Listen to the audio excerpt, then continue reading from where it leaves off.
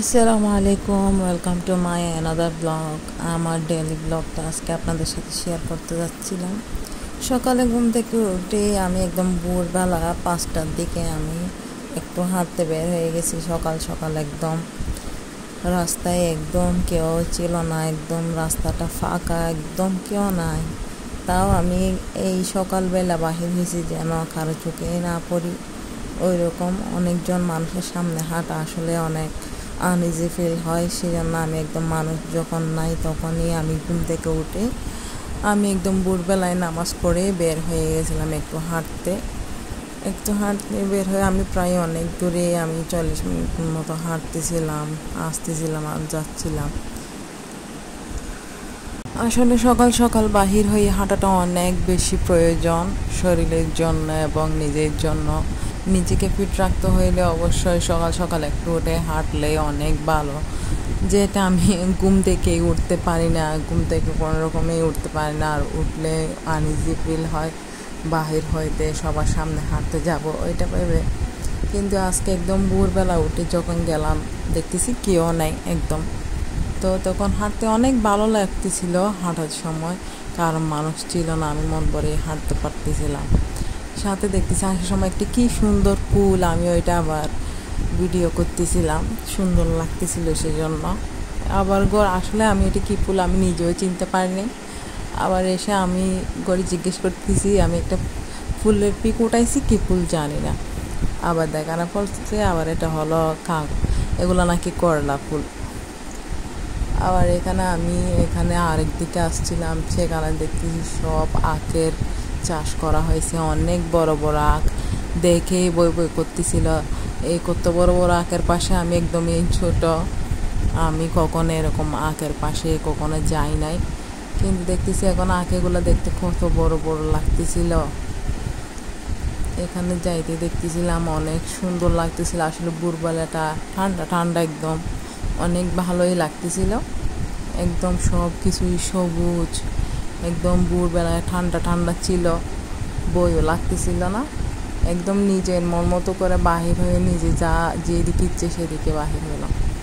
আবার সেখানে এসে আমি আসলে ঘুমিয়ে পড়ছিলাম। ঘুম থেকে উঠে আমি আবার রান্নার জন্য প্রস্তুতি নিচ্ছিলাম। এখানে আমি কিছু সবজি রান্না করতেছিলাম, যেটা আমি কেকে আমার মতো সব মশলা একসাথে নিয়ে নেন। আমি আসলে মাটির চুলায় রান্না করি বেশি, সেই জন্য আমি সব মশলা একসাথেই নিই, তারপরে রান্না করি। অনেকে হয়তো বা বলতে পারেন এটা আবার কেমন রান্না, সব কিছু একসাথে নিয়ে নিচ্ছেন। আসলে মনে করেন আমি আবার উঠবো, আবার মশলা এটার জন্য যাব এটার জন্য যাব, সেটা তো মনে করেন পুড়ে যাবে একটা দিলে মশলা, সেজন্য আমি সব কিছু এক পাশ করে নিই। তারপরে এরপরে ওর পানিগুলো একটু করে পানি দিলে মনে করেন সাথে দিলে তখন পুড়ে যায় না মশলাটা। আমি আসলে আগে একটু করে পেঁয়াজটা দিয়ে ব্রাউন কালার করে ফেলি, তারপর একটু একটু ব্রাউন কালার হয়ে যায়, কারণ পেঁয়াজের সুগন্ধিটা অনেক ভালো লাগে যখন ব্রাউন কালার হয়ে যায়। তো ওখানে আমি আবার মশলাগুলো দিয়ে দিই, কিন্তু আমি আজকে একদম তাড়াহুড়োই ছিলাম, সেই জন্য আমি সব মশলাগুলো একসাথেই দিয়ে দিয়েছি। একসাথে দিয়ে দেওয়ার পরে আমি ভালোভাবে কষিয়ে নিয়েছিলাম। কষিয়ে নেওয়ার পরে আমি আস্তে করে মাছটা দিয়ে দিয়েছিলাম। মাছগুলা কাঁচা থাকতে একদম নাড়াচাড়া করে ফেলতে হয়, না হয় একদমই নাড়াচাড়া যায় না। যখন কাঁচা থাকে তখন ভালোভাবে মশলার সাথে একদম মিক্স করে নিতে হয়, না হয় একদম রান্নাটা হয়ে গেলে তখন ধরা যায় না। আর আপনাদের কার কার আসলে মাছগুলো ভালো লাগে? আমার আসলে আগে ভালো লাগতো, কিন্তু এখন আমি আর খেতে পারি না, এখন একটু খারাপই লাগে। রান্না করি ঘরের জন্য, কিন্তু নিজের খাওয়া হয় না, কারণ আমার এই মাছটা একদম খাইতে মন চায় না এখন একটু খারাপ লাগে। আগে কিন্তু আমি খাইতাম, আগে ভালো লাগতো। আমি একটু মাছটা একটু কম পছন্দই করি। আপনাদের কার কার মাছ পছন্দ অবশ্যই বলবেন। আসলে রান্নাটা কেমন হয়েছে একটু বলবেন, কেমন হয়েছে, সুন্দর হয়েছে, কি সুন্দর কালার হয়েছে না? আসলে আমার একদম রেড কালার হয়ে গেলে সুন্দর করে রান্না করলে একদম লাল লাল মরিচের একদম কালার একটা আসলে আমার খুব ভালো লাগে ওই কালারটা। এরপর আমি রান্না করতেছিলাম হলো ওই সবজি তো আমি সব মশলা একসাথেই নিয়ে নিয়েছিলাম। তারপর মশলা পুড়ে যাচ্ছিলো, সেই জন্য আমি একটু করে পানি দিয়ে দিছি। এরপর আমি ভালো করে কষিয়ে নিচ্ছিলাম। এখানে পেঁয়াজ, মরিচ, এই ধনিয়া গুঁড়া, একটু করে হলুদ গুঁড়া, জিরা গুঁড়ো সব একসাথে দিয়ে আমি ভালোভাবে কষিয়ে নিচ্ছিলাম। এরপর আমি এখানে একটা আলু করে কুচি কুচি করে কেটে নিয়েছি। এরকম কতগুলো আমি এখানে সবজিটা নিয়েছি। আপনারা কে কী বলে অবশ্যই বলবেন, এই সবজিটাকে আপনারা কি বলে থাকেন। এই সবজিটা আসলে একটু করে ডাল দিয়ে রান্না করলে অনেক বেশি মজা হয়। আমি এখানে একদম চিংড়ি চুটকি আছে, ওই চিংড়ি চুটকিটা দিছি। একদম চিংড়ি চুটকিটা একটু এখানে দিলে ফ্লেভারটা ভালো হয়, খাইতে ভালো লাগে। না হয় চিংড়ি মাছ থাকলে চিংড়ি মাছও দেওয়া যায়। আমার হাতের পাশে চিংড়ি মাছ ছিল না, সেই জন্য আমি এই চিংড়ি চুটকিগুলো দিছি। আপনাদের কার কার ভালো লাগে চিংড়ি চুটকির সাথে এই রান্নাটা করতে? আসলে অনেকে চিনে রান্নাটা, অনেকে খায়, আবার অনেকে জানি না কার কার কীরকম করে রান্না করে। আমি আমার মতোই রান্না করতেছি, তাই আমি আপনাদের সাথে শেয়ার করতেছি। আপনাদের কেমন লাগছে আমাকে বলবেন। এই রান্নাটা কীরকম হয়েছে, সুন্দর হয়েছে না? এই কালারটা সুন্দর লাগতেছিল, তাই না? আমার আসলে রান্না করতে অনেক মন দিয়ে রান্না করি, যেন দেখতে সুন্দর লাগে, খাইতেও যেন তেমনই ভালো লাগে। তাই আমি আস্তে আস্তে করে সুন্দর করে রান্না করতেছিলাম। তার মধ্যে আমি পরে ভাবতেছি ডাল দিলে একটু বেশি মজা হয়, আমি আবার ডাল কিছু ধুয়ে আবার ডাল দিয়ে দিছি। ডালটা একদম ফার্স্টে দিয়ে দিলে ডালটা একদম গলে যায়, সেই জন্য আমি ডালটা একটু পরে দিছি, যেন একটু বিচি বিচি ভাবটা থাকে আর কি। মানে একটু একটু যেমন কি আমরা তরকারিতে বিচি দিই না, ঠিক তেমনই যেন লাগে, সেই জন্য আমি ওইরকম করে ডালটা দিছি, যেন পরে দিলে এখন হালকা হালকা একটু দেখছেন কীরকম কী সুন্দর হয়েছে না? এখন এগুলো খাইতে ভাত দিয়ে খাই, গরম গরম ভাত দিয়ে খাইতে আসলে অনেক সুস্বাদু হয়। সবজি থাকলে ভাত খাইতে পারে, সবজি না থাকলে ভাত খাওয়া সম্ভব না।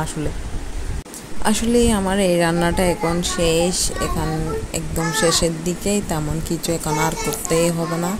আমি লবণও চেক করে দেখছি, এখানে দেখতেছি লবণ হয়েছে অনেক, একদম পারফেক্টই হয়েছে। আপনাদের কার কার এই সবজি খেতে ভালো লাগে? আসলে আমার ডেইলি ব্লগ বলতে আমার একদম ডেইলি একটা কাজ করতে হয়, সেই জন্য আমি এই ভিডিওগুলোই বানাই। সেই জন্য আমার এত কিছুই বলা রান্না নিয়ে, কারণ আমার একদম একটা একটা প্রত্যেক দিন ভিডিও আমি আপলোড দিই, সেই জন্য আমার ভিডিওটা রেডি করতে হচ্ছে, তাই আমি ভিডিওটা রেডি করতেছিলাম। কেউ কিছু বিরক্ত বোধ করবেন না, আর বিরক্ত বোধ করলে অবশ্যই অ্যাভয়েড করবেন। আর ভালো লাগলে অবশ্যই পাশে থাকবেন, লাইক করবেন, সাবস্ক্রাইব করবেন। আমার একদম পেজ দুটোটাতে আমি ইউটিউবের মধ্যেও দিয়ে থাকি, আমার ফেসবুকও আমি দিয়ে থাকি। আপনাদের যদি ভালো লেগে থাকে আপনারা আমাকে সাপোর্ট করতে পারেন। এখানে আমি টমেটো নিয়েছি 2টা, ওইখানের মধ্যে একদম একটা বিচি কীরকম হয়ে গেছে, আমি ওগুলো আবার এক পাশে রেখে দিচ্ছি, কারণ এটা আমি পরিষ্কার করব। আর আমি এগুলো একদম ছোটো ছোটো করে কেটে নিচ্ছি। টমেটো ওই যে মাছে দেওয়ার জন্য আর কি, আসলে মাছে দেওয়া হয়নি, সেই জন্য। আসলে এখন আমি রান্না আরেকটা করব, অনেকজন অনেক রকম বলবেন এই তো, কারণ সব মাছ তো আর এই মাছটা তো সবাই খায় না, সেই জন্য আমি আলাদাভাবে আবার আরেকটা মাছ রান্না করতেছিলাম। তাও আমি এখানে মশলা সব একটা প্লেটে নিয়ে নিয়েছি। এদিকে এই মাছটা কে কে চিনতে পারছেন বলেন তো? এই মাছটা কি মাছ হতে পারে বলেন তো? এটা আসলে আমরা আমাদের ঘরে মেটে মাছ বলে থাকি। আমাদের বাচ্চাদেরকে একদম কাঁটা থাকে না, একদম বাচ্চাদেরকেও খাওয়াতে সুবিধা হয়, কারণ কাঁটা কম থাকলে ওই মাছগুলো খাওয়াইতে একটু সুবিধা হয়, তেমনটা কাঁটা বাঁচতে হয় না, সেই জন্য। আর আমি এখানে ভেন্ডি ভাজি করে নিচ্ছিলাম।